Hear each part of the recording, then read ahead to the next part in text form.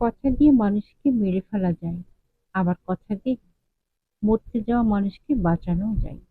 কথা একটি হাতিয়ার, কথা একটি শিল্প। কথা বলতে শিখুন, কথা শুনতে শিখুন। কথার মাধ্যমে ভালোবাসা ছড়িয়ে দিন। কথাগুলি সংগৃহীত। Good morning, hello everyone, welcome back to my channel. আমি বাংলাদেশি সোহানা, সোহানা ওয়েলনেস থেকে সুস্বাগতম।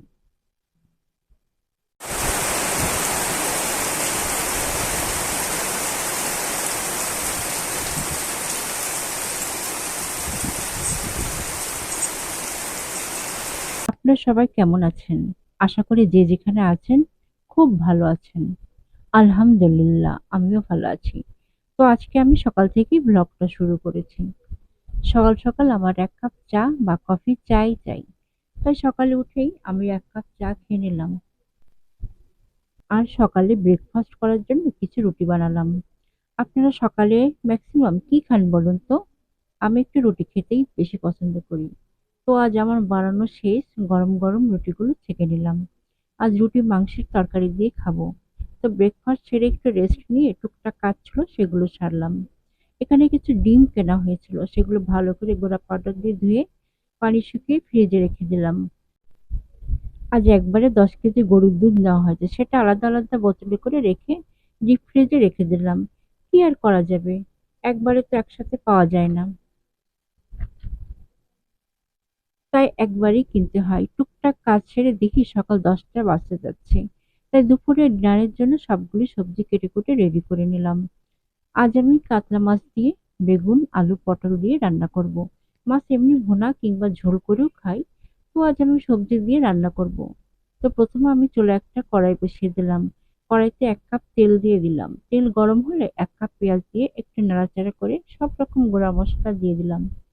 1 চা চামচ হলুদের গুঁড়া, 1 চা চামচ জিরার গুঁড়া, 2 চামচ শুকনো মরিচের গুঁড়া দিয়ে ভালো করে মশলাটা কষিয়ে নিলাম একটু পানি দিয়ে। এর মধ্যে মাছগুলো দিয়ে মাছটা একটু কষিয়ে তুলে রেখে সবজিগুলো দিয়ে আবার একটু কষিয়ে নিলাম।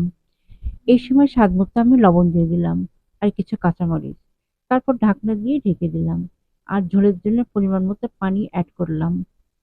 এরপর পানি ফুটে উঠলে মাছ দিয়ে ঢেকে দিলাম। কিছুক্ষণ পর দেখি তরকারিটা হয়ে গেছে। এ পর্যায়ে নামানোর আগে কিছু কাঁচামরিচ আর কিছু একটু জিরার গুঁড়া দিয়ে নামিয়ে নিলাম। আপনারা কে কে কাঁচা মাছ খেতে পছন্দ করেন কমেন্টস করে জানাবেন। কিন্তু আপনাদের কমেন্টস গুলো উত্তর দিতে আমার খুব ভালো লাগে। কেস ব্লগ অ্যান্ড রেসিপি থেকে লিখেছেন, অনেক ভালোবাসা দিয়ে ভিডিওটা দেখে নিলাম। তোমার জন্য আমার অনেক ভালোবাসা রইলো।